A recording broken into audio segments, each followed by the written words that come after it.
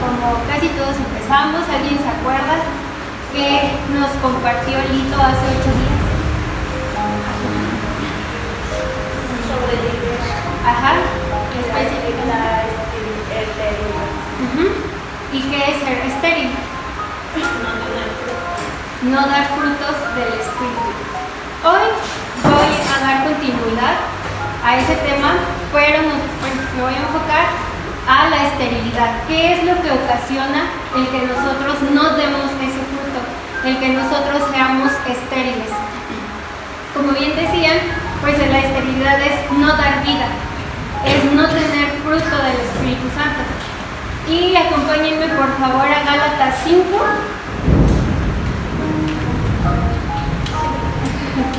Del 19 al 22. Dice, cuando ustedes siguen los deseos de la naturaleza pecaminosa, los resultados son más que claros. Inmoralidad sexual, impureza, pasiones sensuales, idolatría, hechicería, hostilidad, peleas, celos, arrebatos de furia, ambición, egoísta, discordias, divisiones, envidia, borracheras, fiestas desenfrenadas y otros pecados parecidos. Permítanme repetirles lo que les dije antes. Cualquiera que lleve esa clase de vida no heredará el reino de Dios. En cambio, la clase de fruto que el Espíritu Santo produce en nuestra vida es amor, alegría, paz, paciencia, gentileza, bondad, fidelidad, humildad y control propio. No existen leyes contra esas cosas. Aquí pues es clara la palabra, todo lo que es el fruto de él y lo contrario que no viene de él, lo que no es fruto. Pero bueno, la esterilidad, como ya vimos el contraste de estas dos cosas, viene muchas veces porque seguimos los deseos de nuestra carne, seguimos esos deseos de la naturaleza pecaminosa que ya mencionaron aquí. ¿Y con qué está relacionado esto? Con estancamiento y con el pecado. Estancamiento porque ustedes saben cómo fluye el agua de un río, o por qué se ve limpia y no se ve sucia. Precisamente porque tiene una fluidez, porque esa agua se va limpiando constantemente. ¿Y ustedes han visto un agua estancada? ¿Cómo? Ajá, ¿y qué otras características tiene esa agua estancada? Huele feo, está sucia y aparte pues no hay una fluidez, no hay una limpieza en esa agua. Por eso se relaciona la esterilidad con el estancamiento y el pecado. ¿Cuáles pueden ser las causas? El pecado, la desobediencia, un corazón duro, pecados no confesados, asuntos no arreglados y rencores no perdonados. Voy a ir desglosándoles uno por uno, no todos. Y vamos a comenzar con el estancamiento espiritual. Como les decía, pues cuando hay agua en un estanque no hay fluidez, no hay limpieza, el agua está sucia. Si lo comparamos con nuestro corazón, el agua en nuestro corazón es el Señor, es Dios. Él es quien da esa fluidez en nuestro corazón y empieza a limpiar, empieza a sanar cosas que nosotros tenemos ahí y no permite que se estanque, que haya heridas que puedan provocar esa pestilencia, esa forma de ver el agua sucia. ¿Qué puede provocar esa agua estancada? Desánimo, tibieza en nosotros. Tibieza quiere decir que estamos en el Señor, pero no estamos. Quiero seguir al Señor, pero a la vez quiero seguir en las cosas de la naturaleza pecaminosa que ya vimos. O el estar en círculos sin avanzar. Muchas veces nos preguntamos, pero es que ¿por qué no cambio? ¿Por qué no avanzo? ¿Por qué no veo resultados? Porque estamos en círculos. Porque esa agua no recircula, porque no dejamos que el Señor nos haga esa limpieza en nuestro interior. Por eso estamos en ese círculo vicioso, así tal cual, nunca cambiamos de esos puntos.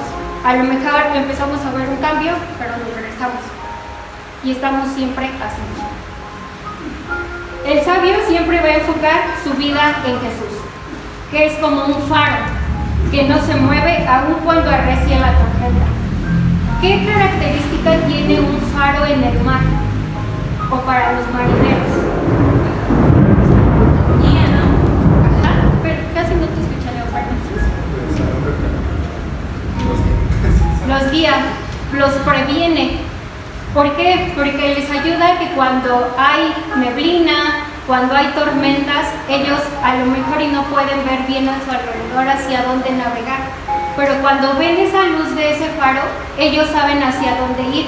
Aparte, el faro tiene la función de prevenirlos, de que ellos no choquen con algo y les ayuda a seguir un camino seguro. Ese faro para nosotros es el Señor. ¿Por qué? Porque cuando nosotros nos encontramos en desánimo, en tibieza y demás, y no lo tenemos, estamos perdidos, estamos naufragando, no sabemos hacia dónde vamos, y si no lo tenemos a Él como ese faro, vamos a naufragar, nuestra vida se va a perder, y pues ese faro no está encendido en nosotros. El necio, en cambio, vive disperso, saltando de estímulo en estímulo, es decir, de deseo en deseo. Aquí nos los dice, no sé, drogas, alcohol, de fiesta en fiesta, inmoralidad sexual, como también nos dice, que es muchas de las veces les pega mucho a los jóvenes o nos pega. Somos esclavos actualmente de las pantallas. ¿Por qué?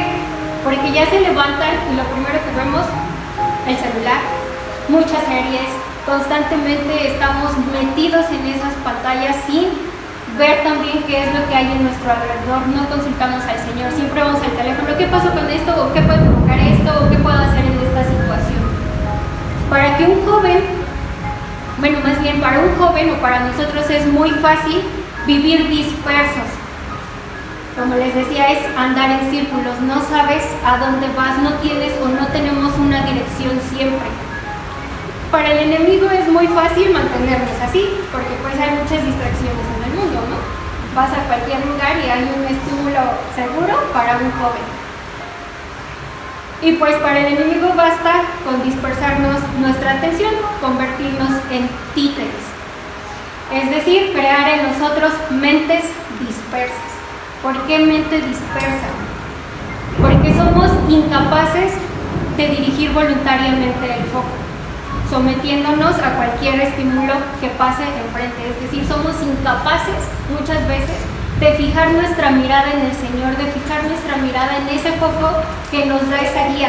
¿Por qué? Porque a lo mejor y de repente decimos, sí, me fijo, pasa algo que te gusta, ya, perdiste esa atención de fijar esa mirada. En Santiago 1:8 nos dice, el hombre de doble ánimo es inconstante en todos sus caminos. ¿Por qué de doble ánimo? Lo que les decía, somos tibios, estamos y no estamos. Queremos a la vez seguir al Señor, pero a la vez no queremos seguir allá afuera. Eso se refiere a que somos de dobles ánimos. Dice, somos inconstantes en todos sus caminos. ¿Por qué?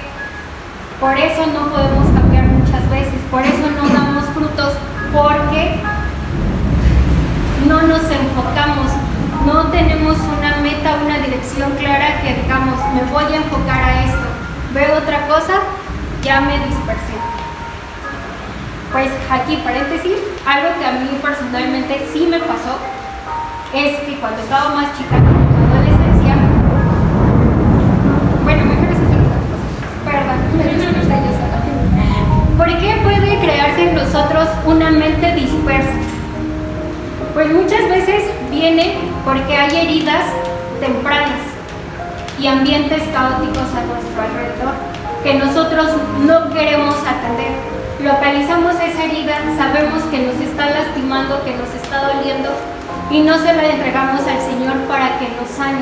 Seguimos aferrados a que no pasa nada, está bien, yo tengo el control, cuando pues no es así muchas veces. Y pues en lugar de resolverlo, nos vamos a un alivio inmediato, que son los estímulos o los deseos que nosotros ponemos, aquello que nos causa placer, aquello que sabemos que nos va a sacar así del dolor de nuestro alrededor o de esas heridas que nos están doliendo y nos damos un escape fugaz. Aquí sí, ahora sí. Algo que a mí me pasaba mucho cuando era, pues sí, adolescente, es que pues yo traía muchas heridas en mi corazón y mi ambiente, pues sí, familiar era horrible, era caótico, tal cual, siempre peleas, discusiones, y una manera fácil para mí de evadir eso era meterme a las series.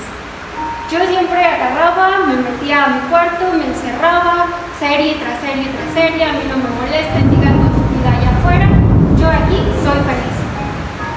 Pero eso para mí se volvió una adicción, porque hubo un punto en el que yo ya no controlaba el querer o no querer ver eso. Yo sentía que si lo dejaba de ver, ya era como una ansiedad que me daba de que yo necesito ver esto. ¿Por qué? Porque a mí me provocaba de cierta forma una felicidad, una evasión de que yo tenía problemas, pero para mí era como que X. Yo vivo dentro de lo que yo veía y mi realidad era otra. Y así me la pasé mucho tiempo y sí, superar esa adicción de alguna forma, pues para mí fue difícil, hasta que pues de plano dije, Señor, ya no puedo, yo ya no sentía que tocaba fondo, que tenía vacío y me sentía muy desesperada, horrible, pero yo seguía con ese estímulo.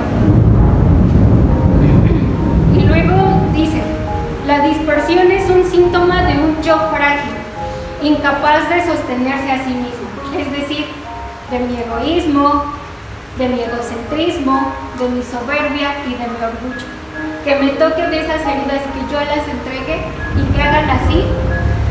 No, te pones una coraza para que no toquen esas partes de ti y tú no eres capaz de entregárselas al Señor. Por eso muchas veces nos vamos a los placeres pues de allá afuera.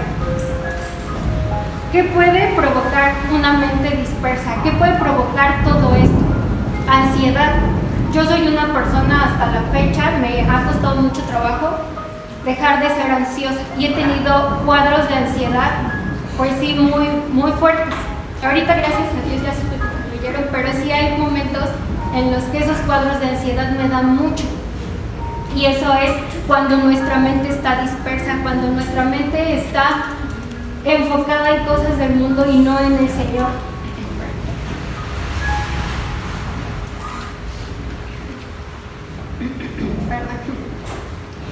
La ansiedad, ¿qué es lo que nos causa o qué es?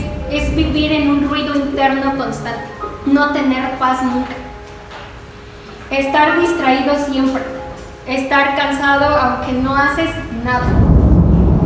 Pues a la ansiedad también te roba el descanso y uno de los frutos del Espíritu Santo es la paz. Ahí somos infructíferos.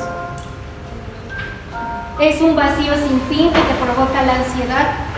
Estás ocupado en todo, pero a la vez en nada, no resuelves nada. Y pues esto hace que tengamos un desperdicio de recursos vitales, es decir, tiempo, dinero y esfuerzo o energía. Como les decía, yo dedicaba horas y horas y horas, yo me la podía pasar día y noche metida en la pantalla. Desperdiciaba tiempo, energía, nunca tenía energía, siempre me sentía muy cansada. Y dinero, pues sí, porque muchas veces para que puedas ver algo en una plataforma tienes que pagar. Y también, como dicen, el tiempo es dinero, ¿no? Eres productivo. Eso no es un decir, no es cierto. Ok, si perdemos ese enfoque en el Señor, vamos a malgastar nuestra fuerza, perdón, no me equivoqué.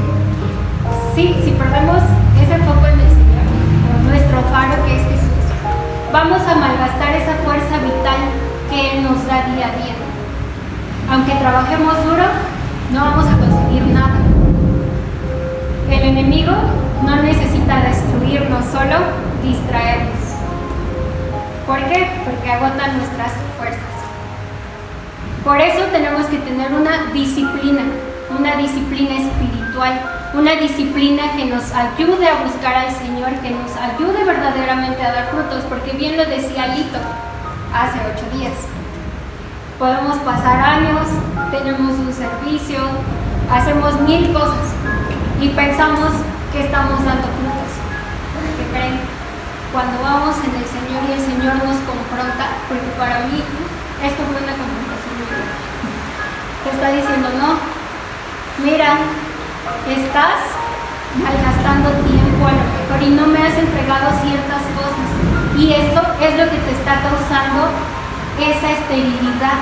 No estás dando amor, no eres benigno, no tienes paz en tu vida, no tienes esos frutos del Espíritu. ¿Por qué ir al Señor? Para tener esa disciplina. ¿Qué es una disciplina?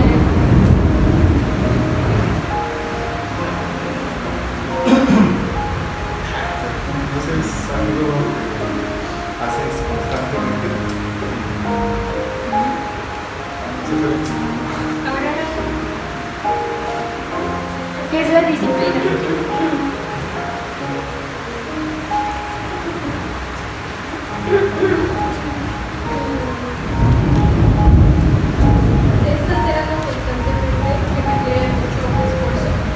Requiere esfuerzo, la disciplina, como nos dice el pastor. Por eso la disciplina a muchos no nos gusta, porque no nos gusta esforzarnos, porque no nos gusta hacer cosas constantemente. A lo mejor ya empezamos bien 2 días, 3 días y de repente lo dejamos, nada.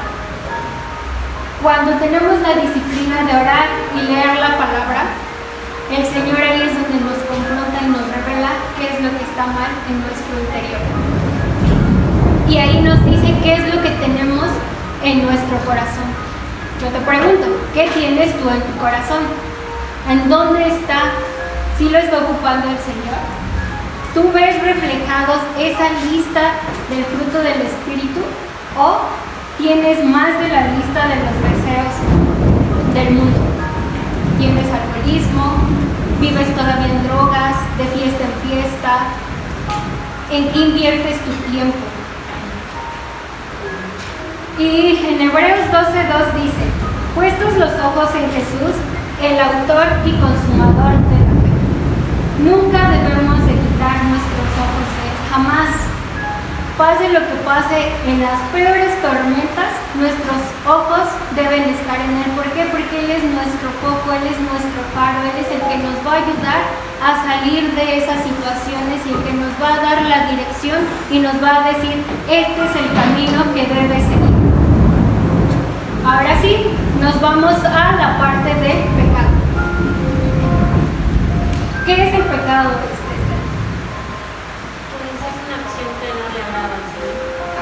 Que va en contra de la voluntad del Señor o lo que el Señor quiere de nosotros. Los pecados no confesados, los de allá afuera, muchos lo tienen, pues no conocen al Señor. Pero también existe mucho en nosotros. ¿Por qué? Porque muchas veces hacemos lo que al Señor no le agrada. Sabemos que está mal, el Señor ya nos lo dijo. Pero aún así no le decimos al Señor, mira Señor, te confieso este pecado que tengo, ayúdame.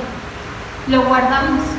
Y eso que guardamos también nos impide avanzar, nos deja estancados, no deja fluir al Señor en nosotros. ¿Por qué? Porque el pecado es una barrera entre el Señor y nosotros. Por eso es la importancia del sacrificio de nuestro Señor Jesús, porque Él vino a morir por nuestros pecados. Él quitó esa barrera, pero también en nosotros está el confesarlo a Él. ¿Por qué? Y también porque es malo, porque esto puede ocasionar un corazón duro. ¿Por qué, Carlota? ¿Por qué crees que puede ocasionar un corazón duro cuando no confesamos el pecado al Señor? Porque nos estamos autoengañando y estamos diciendo que pues, sí, pero no. César.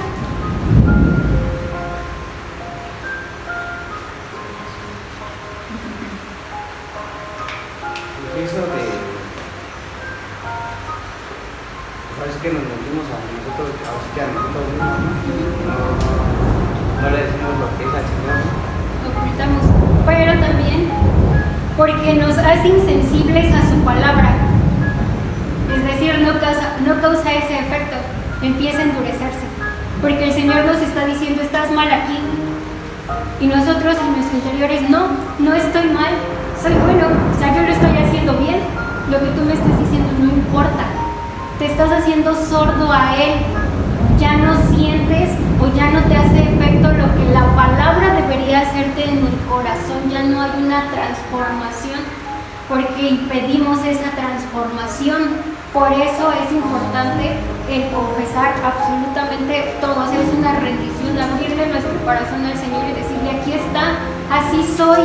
Por eso dice, al Señor le agrada un corazón quebrantado, un corazón arrepentido. ¿Por qué? Porque es cuando nosotros abrimos y decimos, ya no puedo, Señor, ayúdame, ya me estoy sangrando mucho, ya me estoy lastimando. Y ahí es donde el Señor entra y empieza a sanar, empieza a limpiar, empieza a quitar esa agua que está estancada.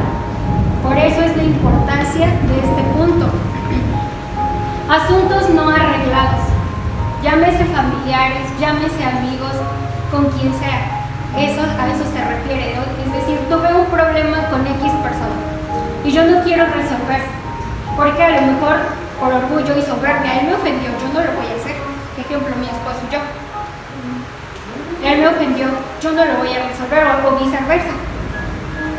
Pero eso te lleva a un asunto no arreglado, a no resolverlo, a que siempre estés en ese círculo a lo mejor y hasta le dejas de hablar a la persona.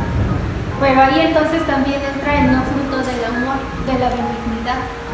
¿Por qué? Porque el amor es sufrido, el amor todo lo soporta. ¿Y por qué también es importante? Porque puede ocasionar amargura o raíces de amargura en nuestro corazón, rencores cuando ya no estamos resolviendo esos problemas. Puede ocasionar daños en nuestras relaciones, pues sí, de círculo también, o sea, con la persona directa y también con las personas indirectas. ¿Por qué? Porque ya cuando hay amargura y rencor de esa relación, de ese asunto no arreglado, es como si yo tuve problemas con George, llego y le digo a Carlota, oye Carlota, ¿qué crees? Tuve este problema con George y no lo quiero resolver porque él tuvo la culpa. Carlota, ¿qué va a hacer? Obviamente va a voltearse y es como que, ay, ¿por qué George? ¿Por qué le haces esto? Y a lo mejor lo empieza a ver con otros ojos a él. Bueno, pues no. Y, ayúdame con Mateo 5, 23, 24, por favor.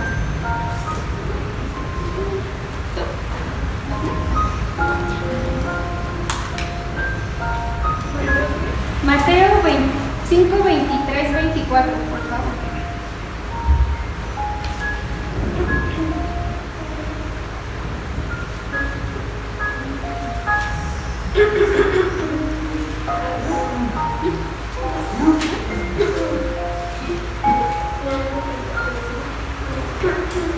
Por tanto, si traes tu ofrenda al altar y allí te acuerdas de que tu hermano tiene algo contra ti, deja allí tu ofrenda delante del altar y anda, reconcíliate primero con tu hermano, y entonces ven y presenta tu ofrenda.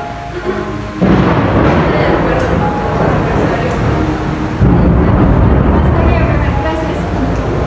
Dice, por tanto, si traes tu ofrenda al altar y allí te acuerdas de que tu hermano tiene algo contra ti, deja allí tu ofrenda delante del altar y anda, reconcíliate primero con tu hermano y entonces ven y presenta tu ofrenda. Es decir, si yo tengo algo contra otra persona, el Señor dice, si me traes ofrenda y tienes problemas con él, déjala. Ve y reconcíliate con esa persona y después vienes y me traes esa ofrenda. ¿Por qué? Porque para el Señor es más importante que nosotros estemos bien con los demás, no de dientes para afuera, sino es bien, y después vienes y me das tu ofrenda, porque a lo mejor y cuando le ofrendamos, así como que, ay Señor, te traigo las mejores de las ofrendas y lo más grande, lo más exquisito, pero si tenemos ese problema con esa persona, para el Señor no va a ser exquisita esa ofrenda, el Señor va a ser, ni me lo presentes. Por eso dice, reconcíliate primero con él después vienes. Por eso es importante reconciliarnos, más bien arreglar nuestros asuntos con los demás. Y de ahí deriva el rencor no perdonado. ¿Qué es el rencor? Es un resentimiento que traes ahí arraigado y un enojo hacia una persona. O sea, ni siquiera te pueden decir el nombre, no la puedes ver porque te hierve la sangre y es como que, oh, ya viene fulanito, chamo, soy un viejito, ¿no? Ni lo quieres ver ni escuchar. ¿Por qué? Porque a lo mejor hubo algo que te lastimó mucho de esa persona, algo que te está hiriendo y que tú no quieres perdonarlo y que ya causó daños y heridas dentro. ¿Por qué surge ese resentimiento? Es por una percepción de injusticia y de haber sido tratada de forma desconsiderada. Es una percepción, ¿eh? No es la definición, se me traba la lengua. Lo que lleva a una persona a quedarse estancada en el dolor de la experiencia. Es decir, yo no quiero salir de ese dolor constante, yo no quiero resolverlo porque, no sé, no quieres otorgarle ese perdón, no quieres permanecer ahí. Y puede haber deseos de venganza hacia la persona que te causó daño. Y pues aquí el Señor también nos manda a no guardar rencor, enfatizando siempre el perdón como un acto de amor, de liberación a uno mismo. ¿Por qué?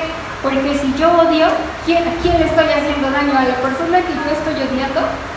No, o sea, a la persona que yo estoy odiando puede que ni me pele, ¿no? Que es como que ni va X para mí.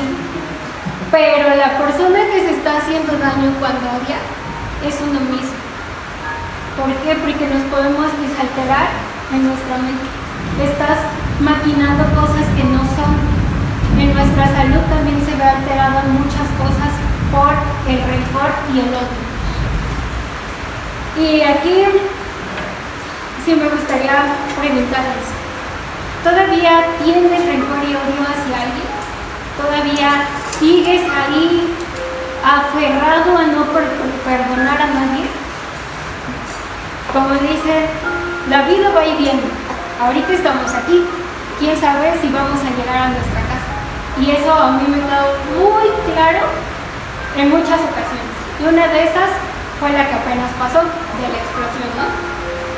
Muchos nos confiamos a que vamos a amanecer, a que vamos a llegar a nuestra casa, a que vamos a vivir muchos años, que vamos a envejecer. No es cierto. Nadie sabe cuándo es nuestro último momento y hasta ahí. Y si te llevas ese rencor y ese no perdón, o imagínate que fuera la parte contraria, que la persona que a lo mejor y nosotros ofendimos se va de repente y ya no le pediste perdón, el cargo de conciencia que te queda. Tuve una situación así. Hace unos años falleció un familiar y pues sí, cuando era chica me causó muchas heridas y yo lo odiaba, o sea, sí lo odiaba, sí le guardé rencor. Y cuando llegaba y saludaba en la casa yo me escondía, yo decía, ¿por qué lo voy a saludar? ¿Por qué voy a salir yo? Y después de eso, cuando crecí, ya sabes, la soberbia y el orgullo por delante, ¿no? A mí ya no me van a hacer nada, a mí ya no esto, a mí el otro. Y yo, porque igual, ¿por qué voy a saludar? Que me decían algo, pero vale, yo no sé. Y así me la pasé muchos años, aún conociendo del Señor, parece que aún conociendo de Él. Y en un momento, o en una ocasión, me avisaron que falleció. Para mí, pues fue dolor, ¿no? Porque sí lo quería, lo odiaba, pero lo quería, lo estimaba. Y dentro de eso, me quedó mucho remordimiento. ¿Por qué? Porque yo no pude decirle perdón, porque en esos momentos, a lo mejor que tuve esa oportunidad, la dejé pasar muchas veces. Y esas veces que pasaron, cuando de repente me dicen, fue, me quedé así como que, ¿qué? Y esas oportunidades que yo esperaba y ese remordimiento, más bien me quedó dolor de remordimiento, de no abrazar, de no besar, de no decir pues palabras buenas, buenos deseos a esa persona. Yo joven te pregunto, ¿tú vas a esperar a que te pase eso?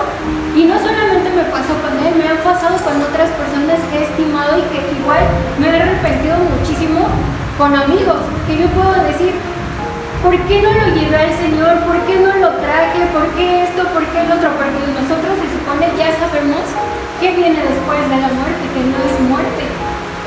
Y ellos en esa vida que llevaban, pues duele ver dónde estaban, duele ver cómo fallecieron, duele ver en qué condiciones se fueron y que tú no hiciste nada para traerlos al Señor. Que por tu egoísmo, por tu rencor, por tu odio, siguen ahí. Y que tú sigues aferrado a no perdonar, que seguimos aferrados a que nos quedamos estancados en ese dolor. Por eso yo te pregunto, ¿quieres seguir así con tus papás, con tus hermanos? Porque déjenme decirles que después de esas situaciones, muchas veces mi corazón seguía así, en ese dolor, más bien en esa parte de que yo no quería salir de ese círculo vicioso. Yo decía, no le otorgo nada a nadie. Y después de eso, el Señor empezó a cambiar mi chip después de que me pasó esto. Y ver a mis papás y decir, gracias Señor, porque a pesar de cómo son mis papás los tengo, porque a pesar de cómo son mis hermanos los tengo. Y también me quedó muy claro en una reunión que hubo aquí con el general, y el pastor una vez lo dijo. Tú no sabes las heridas que trae la otra persona, tú no sabes qué pasó y por qué se comporta así. A mí el Señor ahí me hizo paz, porque yo siempre culpaba de alguna forma a los demás por el dolor que yo traía.